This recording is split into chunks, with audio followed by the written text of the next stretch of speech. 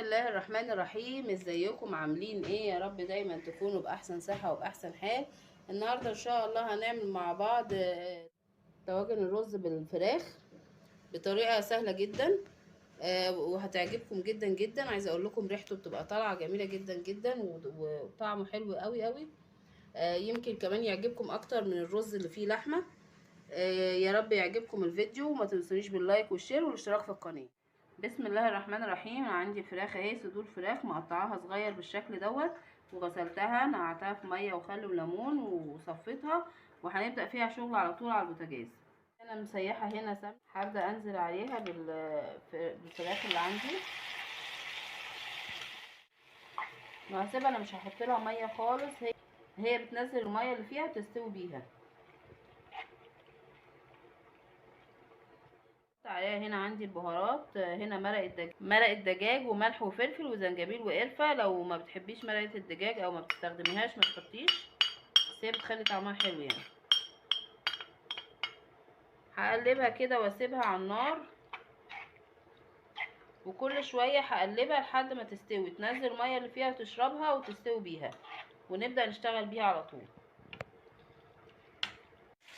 زي ما احنا شايفين اهي، نزلت الميه اللي فيها وبدات تستوي بيها. خلاص فاضل لها تقليبه واحده واطفي عليها ونشتغل بيها على طول. دلوقتي بعد ما صفيت الرز هنحط له ملح وشويه قرفه، بيخلي طعمه حلو جدا. خدي بالك من الملح، لو انت هتزودي شوربه، الشوربه بيبقى عليها ملح، ما تحطيلهاش يعني ما تزوديش في الملح لو انت هتزودي شوربه. هنحطه عليه زبديه،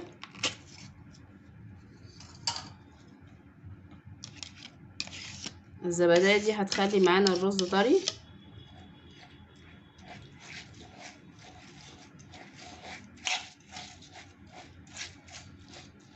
دلوقتي بعد ما قلبناه كويس بالزبادي، في البدايه كده هدهن الطواجن كلها عندي سمنه.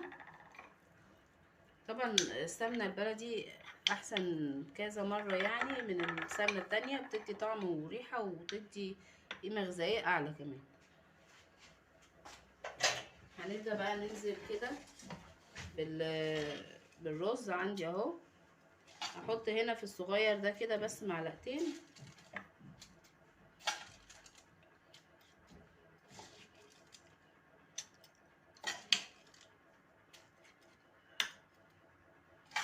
هنا بقى الطاجن الكبير ده هحط فيه 3 معالق. هبدا بقى انزل بالخلطه بتاعت الفراخ اهي بعد ما استوت شكلها كده.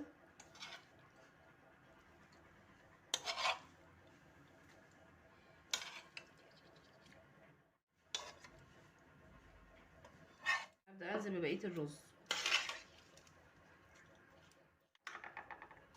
طبعا انا مظبطه الملح بتاع الرز وملح الفراخ. انا مسخنه اللبن، وهبدا بقى ايه املى البرام كله باللبن اللي عندي.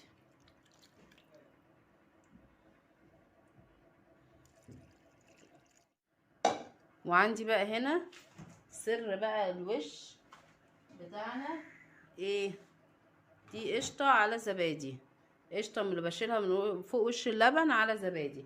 هقلبهم على بعض كويس جدا واحط لكل واحده معلقه.